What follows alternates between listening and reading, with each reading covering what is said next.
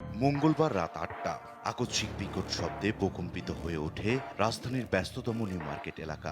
ঢাকা বিশ্ববিদ্যালয়ের শাহনেওয়াজ হলের সামনের রাস্তায় গুলিবিদ্ধ হয়ে লুটিয়ে পড়েন এক ব্যক্তি।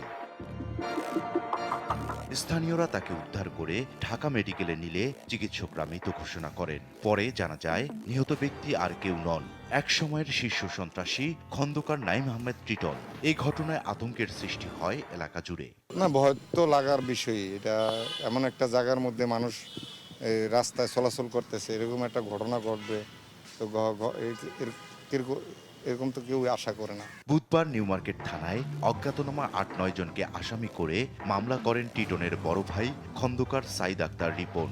জানান, বছিলা গরুর হাটের ইজারা নিয়ে শীর্ষ সন্ত্রাসী পিচ্ছি হেলালের সঙ্গে বিরোধ চলছিল টিটনের। তবে ভগ্নিপতি আরেক শীর্ষ সন্ত্রাসী সানজিদুল ইসলাম ইমনের সংশ্লিষ্টতার বিষয়টি নাকচ করেন তিনি। একটু একবার ওই বলেছিল ওই কদিন আগে মারার যাওয়ার আগে, তারপর বললো যে হয়ে যাবে, যে নামগুলো দেওয়া আছে, বলছে যে এদের সাথে একটু ঝামেলা চলতেছে। পরে আবার বলছে না বড় ভাই, এদের ঠিক হয়ে যাবে না, অসুবিধা নাই, দোয়া করেন, ব্যাস। এই আধিপত্য বিস্তারকে কেন্দ্র করেই শীর্ষ সন্ত্রাসী টিটনকে হত্যা করা হয়েছে বলে জানিয়েছে পুলিশ।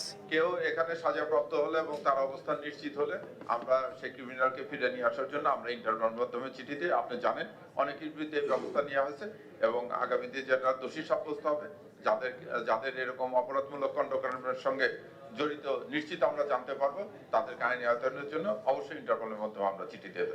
এটা একটা ধারাবাহিক প্রক্রিয়া, এটা চলমান প্রক্রিয়া। নিহত নাঈম আহমেদ টিটনের বিরুদ্ধে বিভিন্ন থানায় একাধিক মামলা ছিল, যার মধ্যে উল্লেখযোগ্য ২০১৪ সালের চাঞ্চল্যকর বাবর এলাহী হত্যাকাণ্ড।